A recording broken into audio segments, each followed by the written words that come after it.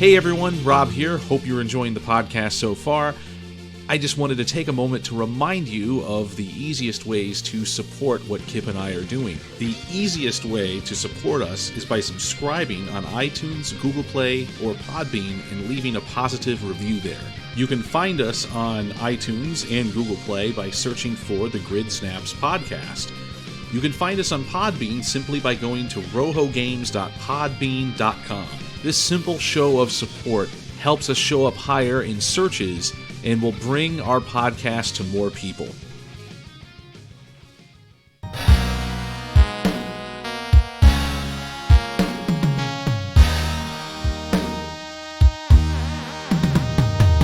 Welcome to the Grid Snaps podcast, the premier game development and design podcast. I'm Rob Howard. I'm here with Kip Carbone and special guest Wayne Harvey. He is the president and CTO of Tiki Tantrum LLC. So I got to ask you right away, Wayne, Tiki Tantrum, was it always remote work? Are you remote working now because of the situation we're all in? Oh, yeah, absolutely. I have an office in my home, and ever since Vicious went through what it went through, I have been working out of the house, just trying to make something happen. Right, and Kip, so I know you've been working at home now for a few weeks or however long it's been. How's that going? In fact, I think you and your significant other are both working at home together, which is kind of interesting. Yes, we are. Yeah, we've everybody's working at home. We're making it happen. The entire studio is now remote. So yeah, it's definitely been life changing, I guess. But we're making it happen. Still being productive. Still producing a lot of great work, and it's coming around. I would say for me, I'm in a little bit of a weird position as a professor at Purdue. Yes, the classes are remote now, and I'm on spring break, which, because of everything going on, does not feel like spring break, like in any sense. It's been a weird week, but so we're teaching classes remotely, but they can't just shut down campus in the same way that they could like a regular office, because there's all these like research activities. There's things that postdocs and grad students are doing where they have to go use, like, for instance, Purdue has a nuclear reactor on campus. You're not going to at home work on a nuclear reactor. You sort of need to be there for that. So not legally. Yeah, that's right. Unless you're Doc Brown, I guess. So to use a now ancient movie reference.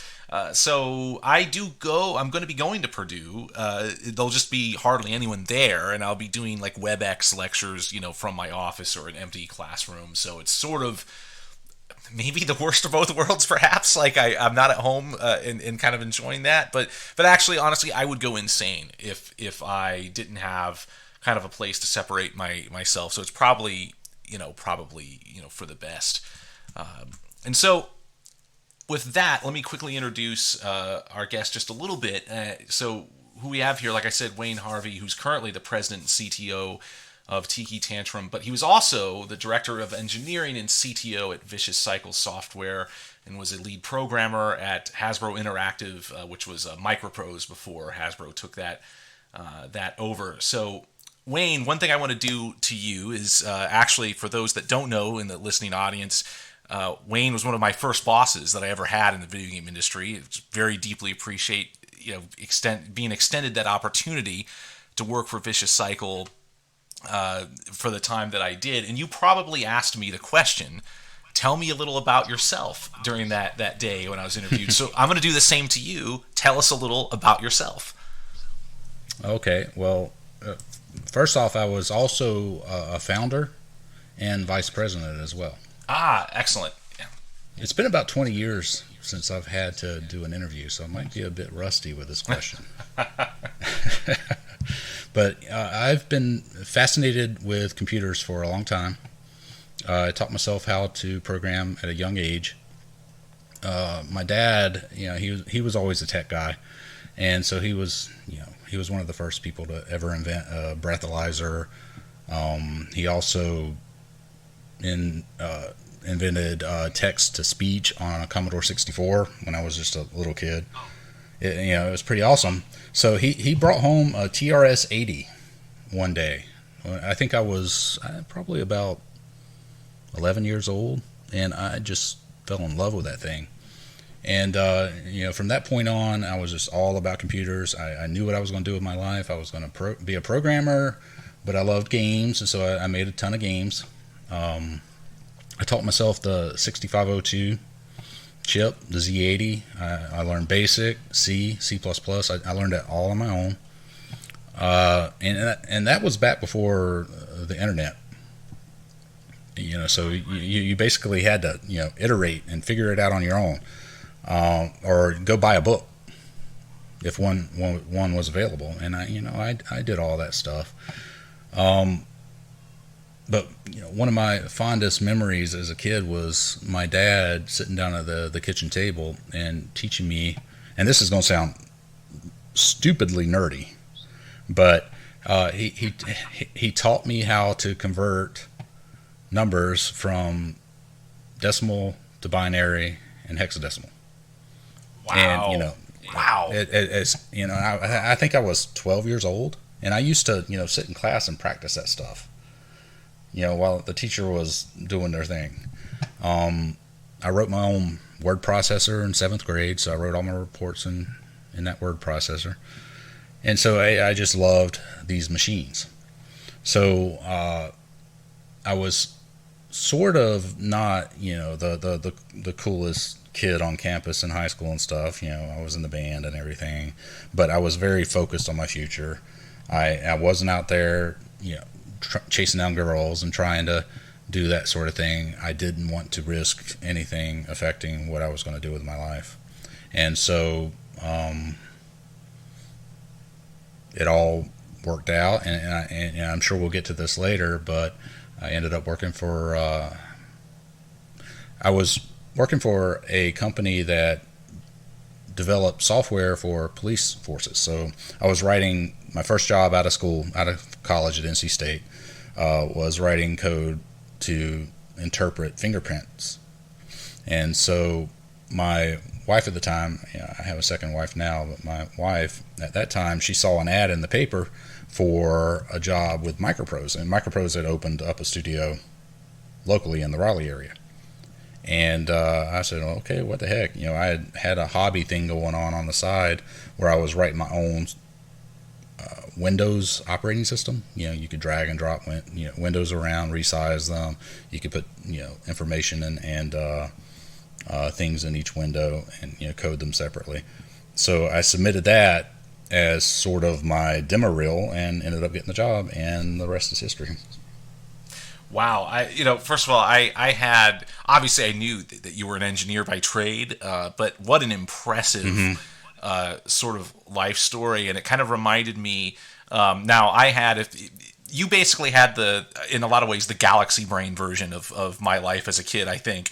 I was also into like tinkering with BASIC, but I never took it beyond, those kind of when you go to a computer camp and they have you learn BASIC and you do like maybe a quiz game with text or something. Yeah, I know. And I never really. I mean, I think probably the most advanced I got was being able to like write to disk and stuff. So hearing this is just like, wow, yes, you were definitely destined to be an engineer. It's really a great story. Yeah, I remember my parents, they sent me to Lewisburg College, which is a college not far from here, at one of those programming camps that you mentioned. And I think that teacher hated me. Oh, no.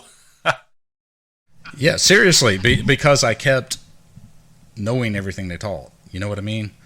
And correcting them or saying, gotcha. And it's probably a pretty douchebag thing to do. But it definitely was something that I had already learned. So it wasn't, a great experience for me, but I appreciate my parents sending me, at least. Well, wow, that's so cool. I mean, I think about like kind of the difference between, because I deal with this with students, this sort of idea of should you be a designer or maybe even a technical artist or some kind of person who is technical but isn't a true software engineer. And we sometimes struggle finding the difference. And I think if you were the type of person that was rolling your own word processor, that was kind of churning through these languages, doing all these things, yes, you were definitely meant to be a software engineer and not something that kind of uses some of those skills. Because, as a designer, you use some of those skills, and I've kind of over time learned more and more of those things by necessity. But it's always a means to an end, and it sounds like you really loved it for its own sake, which is really cool. Yeah, it was sort of an infinite well of knowledge to learn. Right. I kind of feel the same way about astrophotography, which is another hobby of mine. There's so much to learn. It's just once you master one thing, you can move on to the next and get good at that and get better at that. So coding was always that way for me. And what you described is really how I feel about music, I think, in terms of this. There's always more, and you always feel like you're on this eternal quest to get to like the next rung on the ladder. And Kip, and of course, my students are like, don't you feel that way about game development? Yes, of course I do. But Kip, I'm sure for you it's similar with your art pursuits. In fact, I know we've had these conversations where you talk about just progressively trying to get better and better and better, and the never-ending path that there is to that.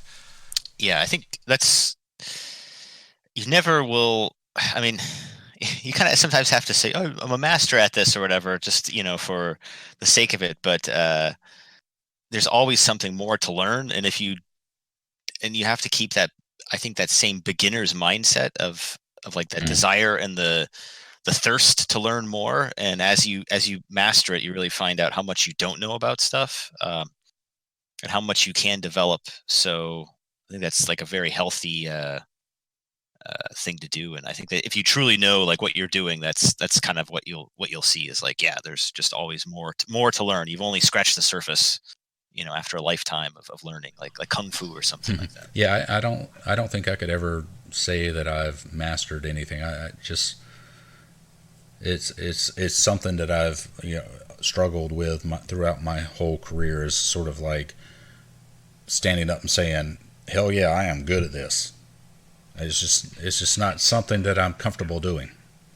Yeah, I think that's really interesting, and actually really, from the time I worked at Vicious Cycle, you always came across as so humble and nice, and so I could definitely see that, and usually I'm always surprised, like, I put some, for me, music is actually the easier example to use, because when you're a designer, your work is so diffused throughout, so I'll use that, like when I post some guitar video on Facebook or something, I'll get a positive remark from some family member, and it will always kind of take me by surprise that someone actually like, wow, thinks you're good at this, And so Wayne, let's just talk a little bit about just some high points of your biography a little bit. We'll dig into kind of some deeper stuff later, but wow, like I see, Sid Meier's Civilization 2.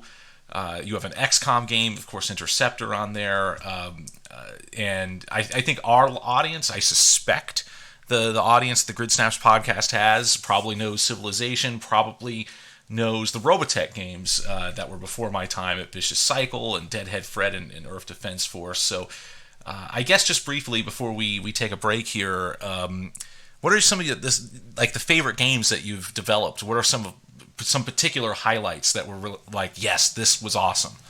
Well, your fans probably won't be happy with this, but one of the worst games I ever worked on was Civ 2. Oh no! Yeah, just I was never a fan of that game. Never liked it. And but luckily, when I worked on it, I wasn't working on the design side of it. I was working on the Windows API side of it. So we had a small team in Chapel Hill that I joined. That was the one I just mentioned earlier, and I got the job there. And I think the reason why I got the job was because I had that sort of my own homegrown Windows interface OS thing that I was developing on the side. Because what they did and what I ultimately did with them was work on the API that Brian Reynolds used to bring his vision to the PC. So he did all the design work and everything like that, but we worked on the front end tech. I was just going to say, I think you're probably the first guest we've ever had that, and I think this is because it's in the past and you've moved on, and usually I would be utterly terrified to say that a game I worked on I wasn't a fan of. So that the honesty there is really cool and appreciated. Oh yeah, I've said it repeatedly over the years. It's just not the kind of game that appeals to me at all. And so when testing, the different features throughout it, I dealt with it. I was cool with it. We also did in that studio in Chapel Hill, we did a version of Civ called Civ Net, which was the first online version of Civilization. And, and that was back when online games were just starting to really hit the market. I think Doom was online. I remember we used to, after, the clock hit 6, we would play Doom or Duke Nukem or whatever. But right. That game was a challenge to get to work in sort of a real-time multiplayer fashion, because it is sort of a slow-paced game. You take a turn and you wait. And you take a turn and you wait. So that was a challenge, and it hit the market, and I don't think it did so well. The thing I enjoyed about CivNet was that as a small studio in Chapel Hill, we had a lot more ownership of that title than we did a Civ 2. And I think if we had more ownership on Civ 2, I may have liked working on it more. But I just felt like, I was part of the tech support team more than anything else on that game.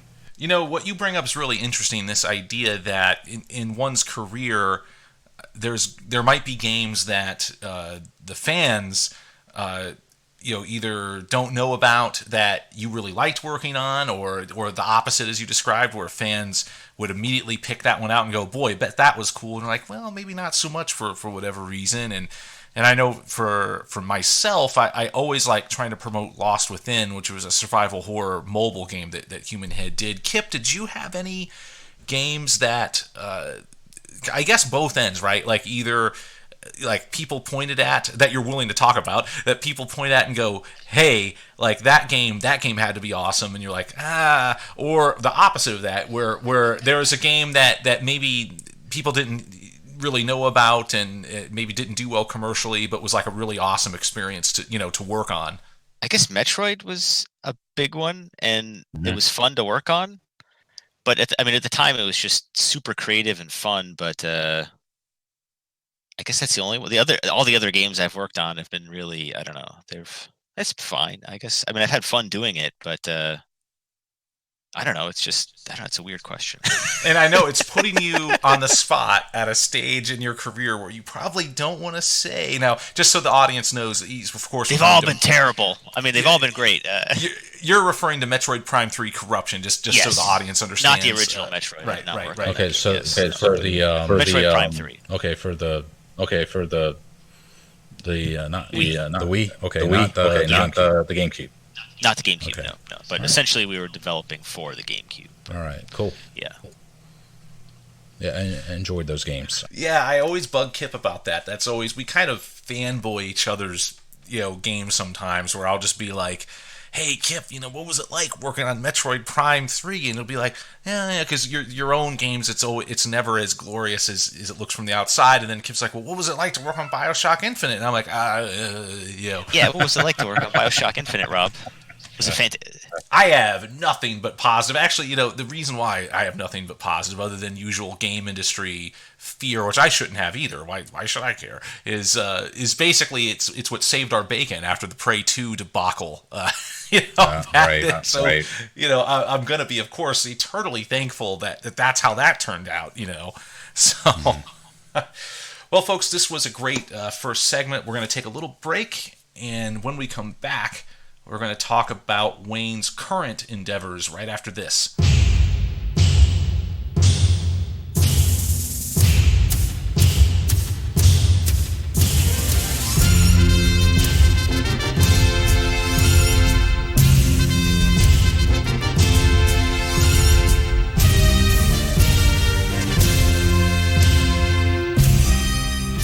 Welcome back to the Grid Snaps podcast, the premier game development and design podcast. Rob Howard here of Kip Carbone. We are talking with Wayne Harvey, and we talked a bit about Wayne's past, and we'll circle back to that.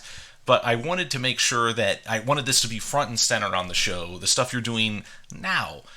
So let's talk about Tiki Tantrum LLC, the current company that you now operate in. So kind of tell us all about that. What led to Tiki Tantrum? Well, my buddy Eric will probably laugh when I say this, but I was born in Hawaii 49 years ago. So I think that is perhaps why I have this thing for tikis. I don't know. I just love them. I think they're really cool. But we moved back to the States when I was an infant, and I grew up here in North Carolina and everything. But after the vicious thing sort of ended, for whatever reasons that might be, I just felt like I had some ideas I wanted to flesh out. The soak is an example of that. I just felt like I haven't really achieved my full potential yet, and I needed to prove it to myself and do it on my own. So I figured, what the heck, let's go for it. Let's do something. Oh, that's really cool. And believe me, I have similar feelings about, like, you know, in game development. Now that I'm at Purdue, there is part of me that's like, I have to find ways to keep creating, and I try to do it in the context of my classes, but you feel this, you know, yeah, that's something to prove thing. And I know, Kip, you're also doing that by being an art director now, and you know, so that's really cool. So one thing I wanted to talk about, because I thought this was a really interesting approach, and I remember when this came out, I thought, wow, that's kind of interesting, is you released a poker game kind of first, and it's called Elevated Video Poker, and I believe it's still available. I have it on my phone. I will confess that there's more than a few times I've sat down in places that you often will sit down at with phones, and that game had actually come up quite a few times. It's a fun little poker game. And then the soak seems to build on that. So you kind of build a smaller game to kind of, at least I'm surmising this is what you did. And I guess where the question is going, you made a small game or a smaller game with these card playing mechanics, and then the soak, then, you know, this RPG type of thing builds on those mechanics. Was that kind of in your head all along to do it that way? Because it's a really interesting approach. Yeah, absolutely. Yeah, I love video poker. I went to DICE the first time, the DICE conference in Vegas, many years ago, and I discovered these video poker machines, and I sat down and I lost a lot of money. But a lot of money at the time was, like a couple $100. I came back, and then the next year we went to DICE again, but this time I brought a book, and I was going to learn the strategy of how to beat it, and I did so much better knowing how to play the game in that sense. So I don't know if you know this, Rob, but Vicious was involved in this game called Puzzle Quest. Right, that's right. Yep. That was a D3 property, yes. Yep. So we helped Infinite Interactive, I believe that was their name, with Puzzle Quest initially, because they needed help. It was a PC product. They needed help getting it to the consoles, and we were all in, and we helped them. And it was a fantastic game, and it was the first, of its kind. It was great to be part of something that was first. It was the first RPG that used a match 3 component, and now almost every casual mobile RPG online uses a match 3 as their combat mechanic. So, and Puzzle Quest was a massive hit, was it not? It was a huge hit. Huge hit, and it inspired a lot of follow-ups. Like Marvel Quest and a bunch of other games that came from D3. But then there's a ton of other games from other providers online who saw that as a great mechanic and basically stole it and started doing their own thing on mobile, free to play. So I was thinking, yep. So I my idea was to take poker and video poker specifically and try that concept of being the first to market as someone or as something that has that sort of RPG, but with a combat mechanic that is easy to grasp but fun to play. So that's what I came up with. But back to your question, one of our early metrics for success at Vicious Cycle was growth. We were young and naive, and we felt like the more people we had, the more successful we were. And to some extent, that is a valid metric for success, but it meant that I had to step away from the code. Our engineering team grew so large, and I was under a lot of pressure to just not close the door and hack out a bunch of code. I had to make sure that the programmers and scripters on staff were doing what they needed to do. And I always had this desire or need to hire people that I thought were smarter than me in roles in the engineering group, because I was pretty much over the engineering team throughout the course of Vicious. And I think because I was that way and I wasn't defensive and felt like, okay, I gotta be the smartest mofo on staff to protect my ego, I feel like our engineering group was very successful because they were very smart. But it took a toll on my confidence, to be completely honest. One of the reasons why I didn't jump back into coding was because I was their boss, and I was afraid of not being able to measure up to the talent that I hired. And in hindsight, I realized that was kind of stupid. Wow, that's a really interesting perspective. Wow, thanks for sharing that. That's because I never would have thought that that was a thing that, as you explain it, it makes perfect sense. And obviously, as a good manager and a good leader, you absolutely should want to hire people smarter than you. In fact, Kip and I think we sort of listen to this, and with some of our experiences, we get a little envious that. Because I think there's a lot of folks in the industry, like you said, that wouldn't do that. Yeah, there it is. There's a lot of ego-driven motivation out there in this industry. It can be very immature that way, but it took a toll on my personal confidence. And so the video poker game was about me jumping back in headfirst and shipping a game all by myself with no help, and getting it out there and laying the foundation for this RPG that I had been planning on doing from the get-go. Ah, so cool. And so even the visuals of Elevated Video Poker, did you handle that end as well? Yep, pretty much. Yeah, but it was all simple. So the game looks good. Hey, thanks. I mean, it's not bad. It's fluid. It does the job. Video poker was always one of those things. I like to hang out in a local bar and have a beer every now and then, and I would just sit there and play video poker. And a lot of the apps, and I wasn't expecting this app to make any money by any means, but because the market's so saturated, there's hundreds of video poker apps up there. That's why the one I did is completely free. But I would sit there at the bar. I'd have like 5 or 6 of these apps, and I was constantly running up against you're out of money, so you got to wait 24 hours to get more credits, or you can buy more, so move on to the next app. And so that was another motivation for me to do it, so I could just go out there and throw one out that people can play and not have to worry about that stuff. Right.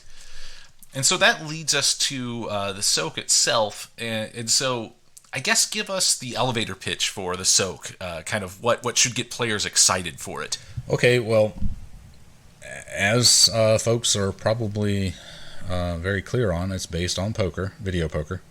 You hold cards you want to keep, and new cards are dealt, and you rearrange those cards to hopefully build strong attacks. Full houses, four of a kinds, royal flushes. Of course, we have different names for those in the game. But the difference is that it's not based on your traditional deck of cards. Instead of your spades and hearts and all that stuff, we have the attack suit, which hurts the enemy. We have the mana suit, which is magic. So, and mana is something that is a resource. To deal these cards, it costs mana. To use items or spells, it costs mana. We have the health suit that provides healing properties back to you, And if you get a flush of health, it actually steals health from them and gives it back to you. And we have a shield suit that provides defensive powers and charges a shield power up that comes in handy in tough battles. So you can I'm sure you've seen it in the videos. If it pops up and you tap the shield, it'll block their attacks, which is really helpful. And I have other ideas for suits too, so it's not just 4. I want to just keep piling it on, and see what we can do with it, just to extend the poker thing even more. So, and also, instead of your typical face cards like jacks and queens and aces, you find the souls of long dead heroes that you can harvest and assign to your face cards as you play the game. And all of these suits and heroes and everything can be leveled up and modified and everything as you learn the trials and tribulations of the soak. And as for the soak itself, this is a story concept that my buddy Scott Sprange came up with. It's Scott, yep, right? Yeah, okay. This is all his idea. My idea is the battle mechanic and the gameplay side of it. His is all the story and the world and all that kind of stuff. But we're talking about a land called Aketra is being overrun by this swampy thing called the swamp. Anything that's trapped within its boundaries are mutated. The races are very similar to classic RPG, but with some really cool differences, which are going to come out soon. So it's a neat concept. The character art's really cool, and I think the gameplay mechanic is different and unique and very addictive. It's interesting you mention Scott Sprange, because I had a question here to ask you, like, who is doing that amazing art, and you said Scott. And I'm like, yes, of course, because I worked with Scott obviously when I was at Vicious Cycle, and he just definitely just makes perfect sense that art would come from him, right? It just kind of feels like it's his character, at least that's the vibe I get. So that's really cool that he's doing the art. And so, speaking of that, I thought, and I don't know, maybe I'm totally out to lunch on this, but as a child of the 1980s, I don't know, Kip, did you ever get a Garbage Pail Kid collectible card or a pack of cards or whatever? You're almost my age. You're just I think just a hair younger. And when I look at the soak, I look at those visuals, I think of Garbage Pail Kids because it's got that kind of organic grossness to it that kind of makes you squirm a little. You know what I mean? Was that a goal? Was that a goal for Scott? Yeah, I think that's always a goal of Scott's. To make things that are gross. He's a great guy, and I think he's a creative genius and one of the smartest people I know. But boy, he loves some gross stuff. And I think it's great. I love everything. Every new idea that comes from him is just all inspiring, in my opinion. I love the creative setup that you have, where you're doing all this amazing heavy lifting on kind of engineering and kind of game mechanics, and Scott is providing all this incredible creativity and visuals. Is there anyone else kind of on the team, or is it just you two? No, there's some more. Eric Peterson, he's been a huge help. Right. Yep, he designed the cards, and I had some really ugly homemade ones before he got involved, and he did a great job. He's doing some texture work on the levels and some 3D work. He also provides some design feedback to me, which is helpful. Jim Richardson, do you remember him? Oh yeah. Yep, he's helped a lot. Yep, he's the guy that came up with the 2-hand strategy, where we have the 2 hands and you can drag cards between them, so you got sort of a dual attack. That was his idea. He's provided a lot of story feedback and things like that. And then friends have been invaluable. Like my buddy Ish, he's been great at providing feedback and honest feedback. That basically says, okay, this is great, but this sucks.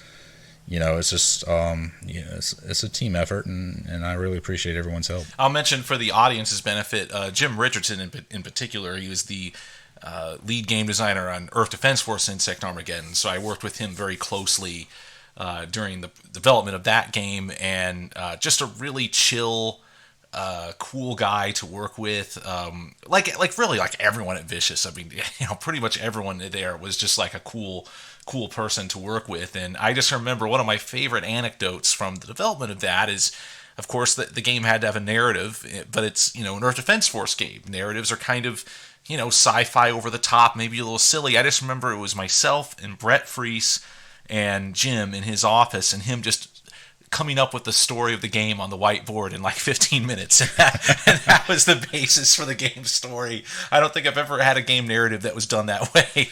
Yeah, and one of the great things about Jim is he's just funny. He has, yes, very funny. He's got so many stories that are just hilarious, and he feeds them to you in such a great, nonchalant way that is just cracks you up. Love the guy. And so one last Tiki Tantrum question here. So what are your kind of aspirations for the company? Obviously get the soak out, I imagine, but kind of your 5-year plan, if you will. Basically keep it small.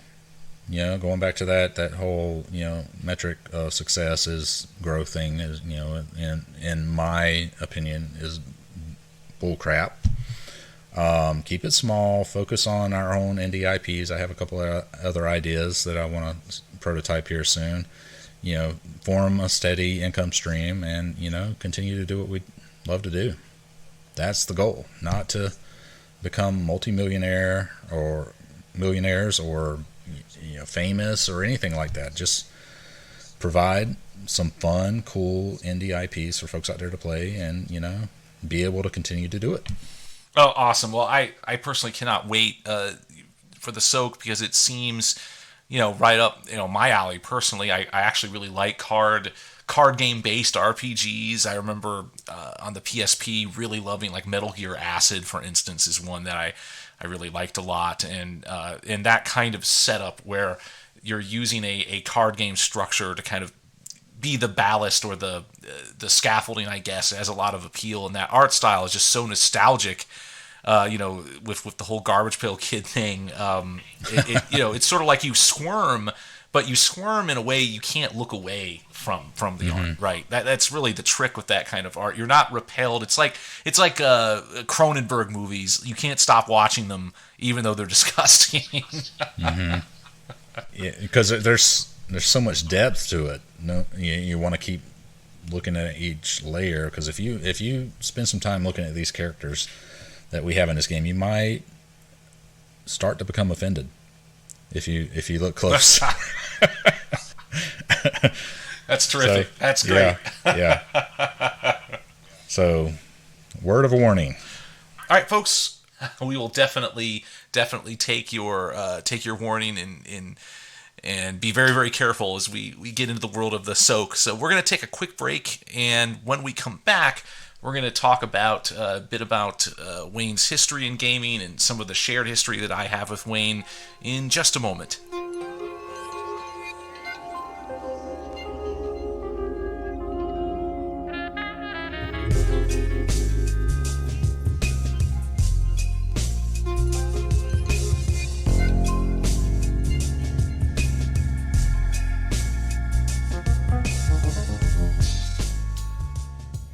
Welcome back to the Grid Snaps podcast. Rob Howard here with Kip Carvone, and we've been chatting with Wayne Harvey. It's been so wonderful and nostalgic, bringing up these old names like Eric and Jim and these people that I worked with, and so brings back a lot of really great memories. So let's talk a bit about Vicious Cycle specifically, which, yes, you were a founder of. I forgot to mention. Apologies for that you're actually a founder, not just a CTO and all that. So with Vicious Cycle, it felt like, knowing the history of Human Head, who I worked for a while, they started their company because Raven was about to get bought by Activision, and so they were sort of like, okay, at least the legend as it's been told to me is, we weren't kind of into that. We wanted to do our own thing. Kind of what led to the start of Vicious Cycle software? Desperation. Yeah, I think that's the key word because, I started with Microprose, and Microprose got bought by Spectrum Holobyte, and then they got bought by Hasbro Interactive. So we were a Hasbro Interactive company, and working on XCOM Genesis at the time in Chapel Hill, and our studio was growing. We were hiring people like crazy. Eric Peterson was the art director, and he was hiring artists. In fact, the day they showed up at our studio to lay us off, an artist had started that day. One that had flown in and relocated. So that was their first day of work, and they showed up and said, "We're shutting down the place." So being young in the games industry, when it becomes volatile like that, is absolutely like shocking to your system, and it was to mine at the time. I had just had my first son, Nathan, the year before, and it was kind of reeling. But the good thing is that Hasbro was really cool about it, because what they did is they showed up on December 7th, 1999, and it was a day that will remain in infamy, or whatever the saying is, and said that we are shutting down the studio, but you don't have to leave the studio until January 15th. You can stay here, use the equipment and the internet, work on your reels or whatever, play games, whatever you want to do. And then after that, your severance package kicks in. So, I had worked there since 94, I think. So I had like 5 or 6 months of severance. And, that's like sort of unheard of nowadays. And I was living paycheck to paycheck, at the time. But, that gave me, Eric, Dave, and Mark an opportunity to make something happen. So they even said, take your whatever you're working on here and use it. So we took the XCOM Genesis tech that we had been building. Eric and his art team had put some really cool art in it. I had built the tech around a lot of it with the help of the engineers on staff. I directed a lot of that.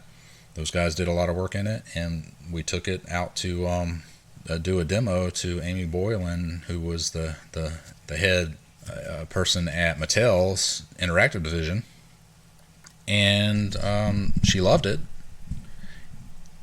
and decided to fund our studio. And of course I made that sound like it was instantaneous. It took 3 months for us to, of course, absolutely, to make it happen. But she believed in us, and she gave us some startup money, and Vicious Cycle was born. And initially, we were working on a superhero product, new IP, but then, I'm sorry to cuss, but the shit hit the fan, because Mattel ran into some legal issues with their Interactive division because of some tax stuff, I think, and had to shut down the whole Interactive, which meant that they would have to cancel our game. So because Amy was so cool, she said, okay, we have the Robotech license. What we're going to do is we're going to cancel your Heroes title. We're going to put you on Robotech, and then we're going to shop you to other publishers. That's really nice. Wow. Yeah. And so what she did exactly that.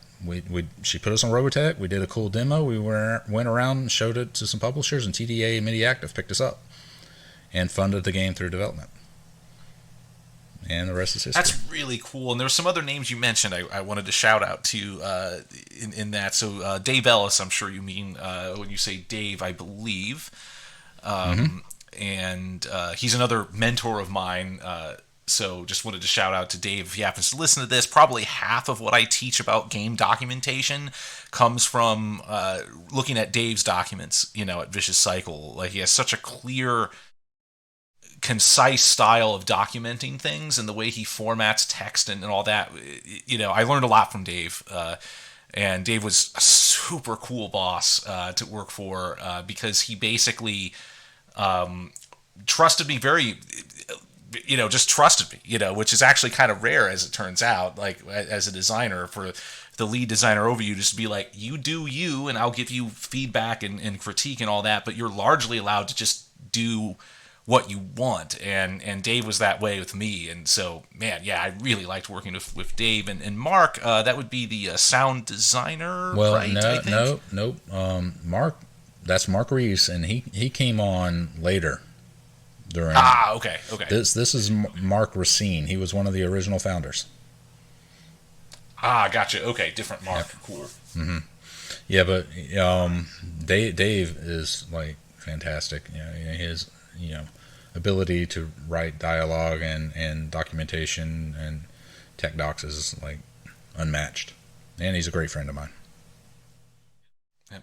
Yeah, agree. Totally agree. And it's why one of the reasons why at Purdue I actually teach a lot about documentation is because it's kind of undercooked. Like, people don't really focus on it very much, I think. And when you're working on like 3D art or engineering or design or whatever, and I actually emphasize it quite heavily. And I think what I learned at SMU Guildhall was pretty good, but what Dave kind of taught me is how to remove all the unnecessary fat from your documents and not just write a million things. And even if if it's been spell checked and the grammar's good and it's well written, if it's a million things that's not useful because no one's reading it, doesn't matter. And that's really what I picked up from Dave, is how to cut everything down to what actually matters in documentation, which is tough. That's a hard thing for most of us to do, I think. Yeah, it is for me.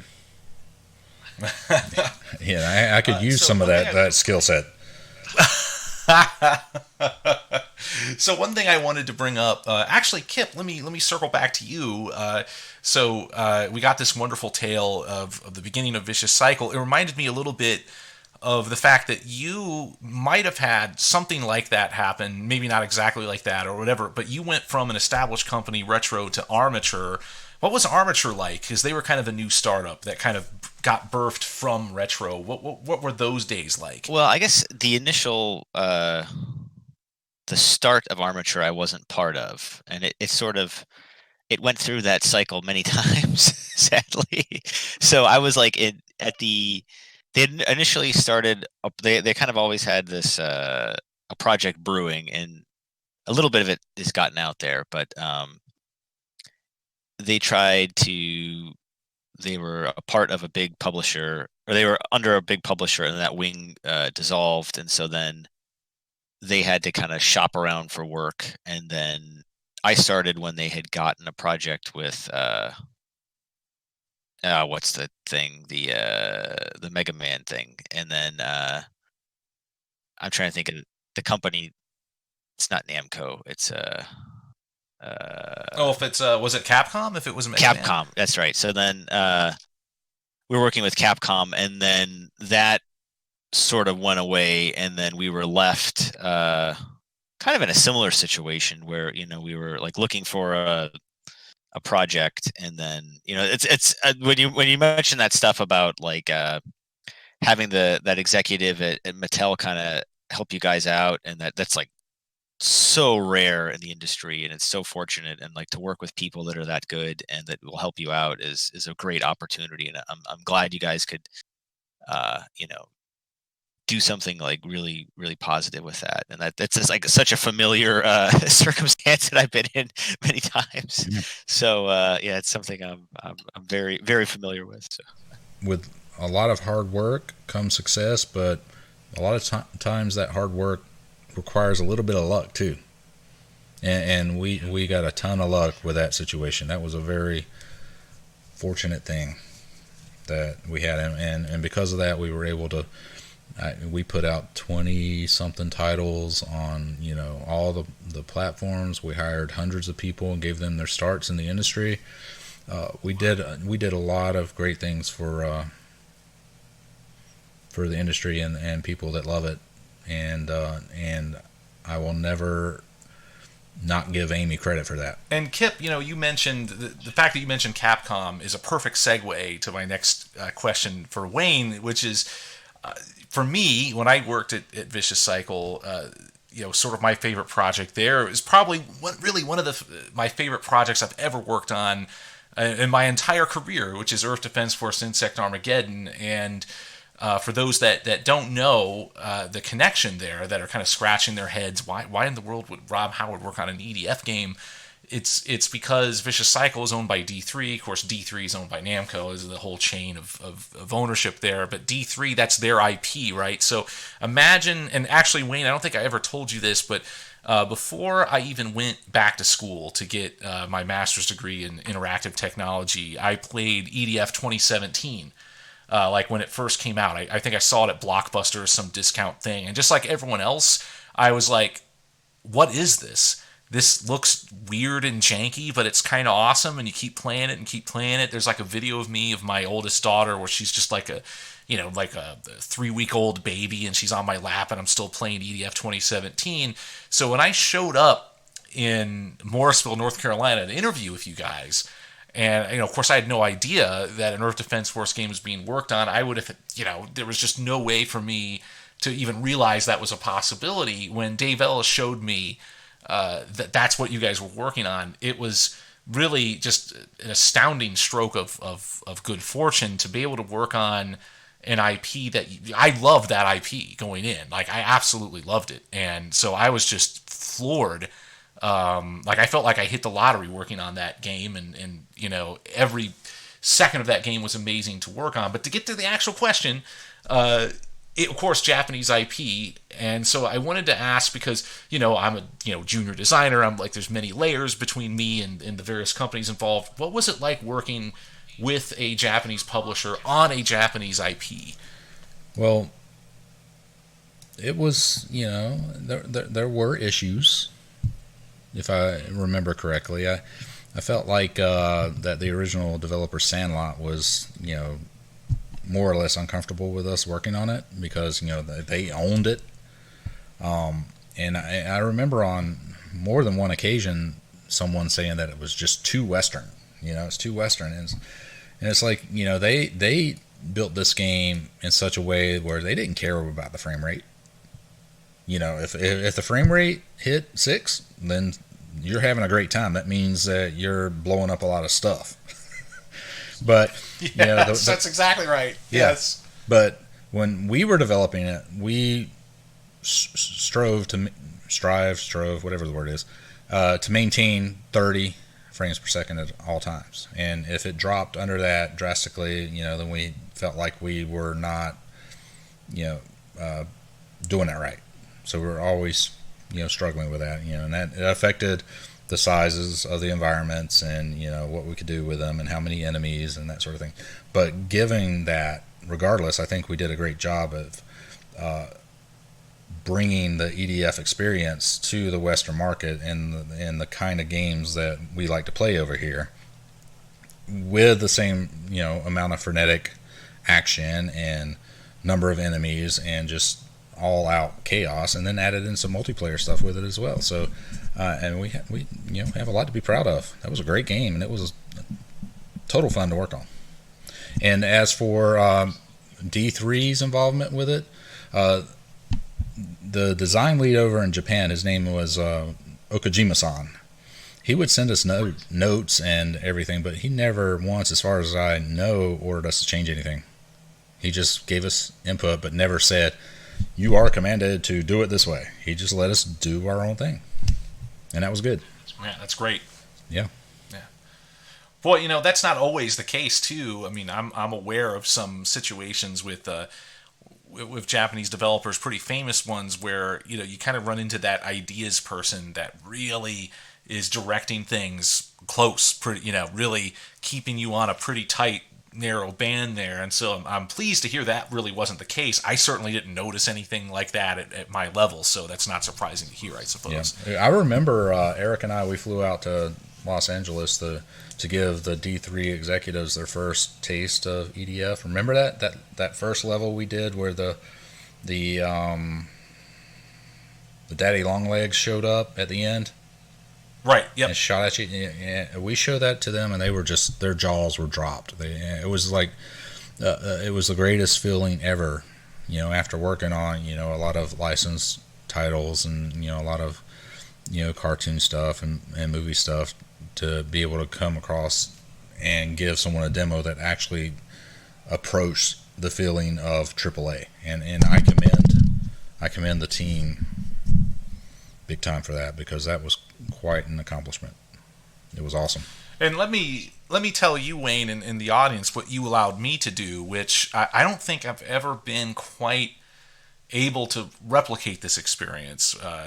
No one else has ever really afforded me. Like, I arrive wet behind the ears, and you guys just let me make prototype levels for months. Like, I just would make these prototype levels. We had the ants. We had a couple of we had the ants, and we had like 2 weapons. We had the machine gun and the rocket launcher, but there was enough parts to play with that you could actually try. And actually, as a level designer, you really love being in this space where you have kind of a limited set of tools, but then you're given kind of unlimited creativity with that limited set. I mean, that's kind of the best place to be. If you're given too many things, then you can't be focused. But then if, some people want to make design into like a sort of tape measure thing where it's like everything's got to be, you walk into a room and you have to wait 10 meters before stuff. It was nothing like that. And I think that actually helped the game a lot, because there was a few ideas that were developed in that blue sky phase that you all graciously afforded me. I think the gunship stuff is what comes to mind. I remember I prototyped this ridiculous thing. It was just a simple lerp in a straight line, and it was on a model that looked like a lampshade, and I just stuck the player character on it, right? And everyone kind of cringed at that demo, but it caused but fortunately then everyone else got involved. The animation team got involved, and the engineers got involved. We made it into this really cool thing, but it all starts with the janky sort of script or designer demo, right? Sometimes you need that. So thank you for that. I mean, that was a lot of fun. Yeah, I feel like as senior management, you gotta let the crew just run with it. It's hard to explain. I feel like the engineering team at Vicious experienced very little turnover over the years, and I think it's because in a lot of ways I let them do what they needed to do without butting my head in and telling them how to do it. That's why I hired really smart guys to engineer our technology. And I think the design team did that with you as well. Yeah, they absolutely did, and that kind of put me in this position where and I, just so the listeners understand, it wasn't like there was never any feedback or critique, not at all, but there's just like a big difference between you kind of do your own thing, get feedback, implement that, keep doing your thing as kind of a nice cycle, and kind of being controlled or even micromanaged.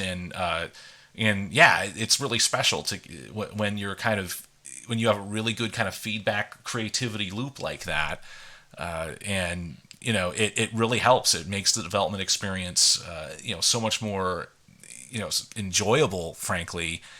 And I remember on another game I worked on, Despicable Me, the game, which is actually the first game on my resume, because of just I started on EDF, and then, as happens back in those days, we would get the movie game and it would be a quick turnaround. So that ended up being my first shipped game. And I remember working with Kevin Mavey on that, and it was just an awesome. Because one thing that's hard, and definitely at Human Head as well, I had this with Ryan Smith over there, but at Vicious, working with Kevin on the mechanics, where I would come up with something, he would code it up, and then I would refine it, would go back and forth. That was great. I mean, that was a really great example, kind of what you talked about with Scott and yourself on the Soak, the way that the different disciplines work together. And it's similar to how Kip and I, when we work together, why we're friends, we do this podcast, is from the environment artist to level designer thing, working together. It's kind of where the magic happens, I guess. Yep. You just iterate and work together, and about Kevin, great guy, one of the smartest programmers I've ever worked with. And also, I should give them a little plug. I mean, they have Sparklight out at the studio that he and I think one other Vicious Cycle programmer and his brother, right? I think Ed and Lucas Rowe. Yes, that's right. Yeah, and so they're out there now with the ship title that you can get on Switch, I believe, and other platforms. That I can go to my GameStop that's still allowed to be open for the moment here in Indiana and see it right on the shelf. So, Yeah, I saw that they are what is it called? Critical retail, they say. yes, that's right. They're saying that they are essential business, and so they're telling their employees to tell the cops to pound sand. It's so ridiculous. Yeah, absolutely. Yeah. So, Wayne, I think this kind of wraps it up here for us. And thank you so much for coming on and talking about the soak. And I want everyone listening to this to kind of keep an eye out on it. Actually, Wayne, let me ask, where can people follow the soak and Tiki Tantrum and all that? Where can they find you and your game? You can find it on Twitter. Just follow Tiki Titan. That's me. And if you want to add me on Facebook, you can do it there. I haven't really put a lot of effort into the website and things like that, just because I'm focused on the game right now. And PR is just one of those things that is something that is intimidating to me, to be completely honest. But I do need to like carve out a little bit of my days to work on that kind of stuff. But right now I've just been so in the code. But yeah, just follow me on Twitter. We have a great track record here. We had Gwen Frey promoting Keen, and then Epic picked that up, and now that's a big deal. So hopefully that luck, will transfer to you as well. So any, are you still at the when it's done phase, or is there kind of a targeted window that you can say to the listeners when the soak might come out? No, it's when it's done. All right, yeah, that's kind of what I figured. But yeah, definitely, folks, follow it and keep up with the progress. It looks really awesome. And so, once again, thank you, Wayne. Hey, thank you, Rob. Thank you, Kip. Yes, thank you, Wayne, for coming on. We really appreciate it. It was a great interview. Hey, it's been fun. All right, folks. So we're gonna wrap it up now. So, Kip, we're gonna do our little end catchphrase here. Stay on the grid And keep well hid.